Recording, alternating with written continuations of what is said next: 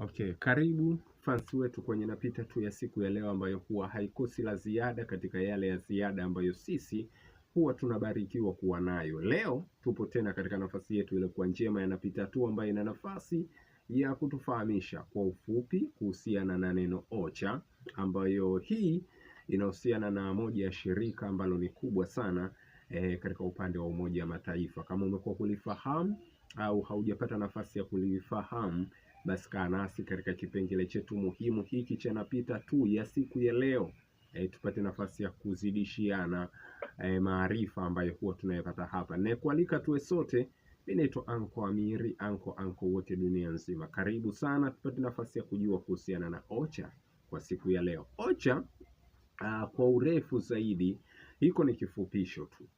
Kwa urefu zaidi inajulikana kama United Nation Office for the Coordination of Humanitarian Affairs.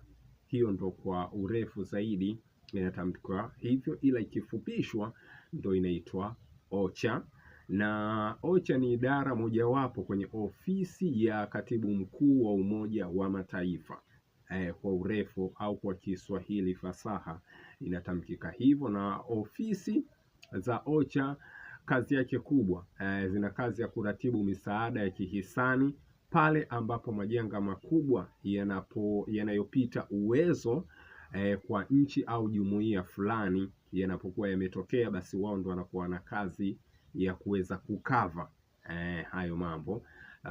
Na hii OCHA ilianza kuanzishwa rasmi mnamo mwaka 1991 kwa azimio la mkutano mkuu wa Umoja wa Mataifa. Hiyo ndio ilikuwa imepitishwa na kuweza kuanzishwa rasmi. Lakini OCHA vile vile ina ukaribu zaidi au ina ushirikiano na taasisi nyingine kama vile Shirika la Chakula na Kilimo la Umoja wa Mataifa, yani FAO, lakini vile vile wanakuwa karibu zaidi na Shirika la Msalaba Mwekundu. Alkadhalika pia wanakuwa karibu pia na WFP, yani ile shirika la mpango wa chakula WFP, na pia vile vile inakuwa ipo karibu kwa ajili ya kusaidia nchi mbalimbali kupambana na athari kama ilivyokuwa kipindi cha COVID-19. Walikuwa wanahusika kwa karibu sana kuhusiana na janga hili kwa ajili ya kutoa baadhi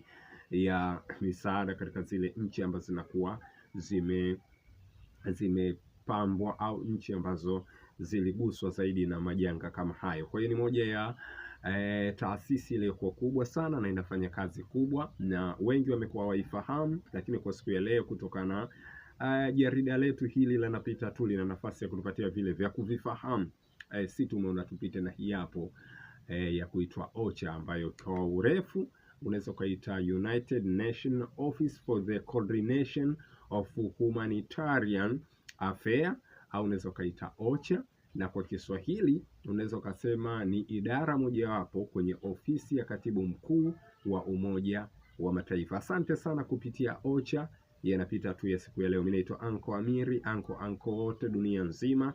Shukrani sana kwa kutenga muda wako kuitazama hii. Shukrani pia kwa maoni yako ambayo umekuwa unatutumia hapa, fusi tumekuwa tunayasoma na kuyafanyia kazi. Endelea kuwa nasi, endelea kutusapoti kwa sababu tupo pamoja nawe katika kukuletea mengi zaidi ya ziada. Asante na shukrani pia, naendelea kusubscribe channel yetu kwa mengi zaidi ambayo tutakuwa tunayaongeza kwenye zile video ambazo zitakuwa zinapita hapa. Asante na shukrani pia.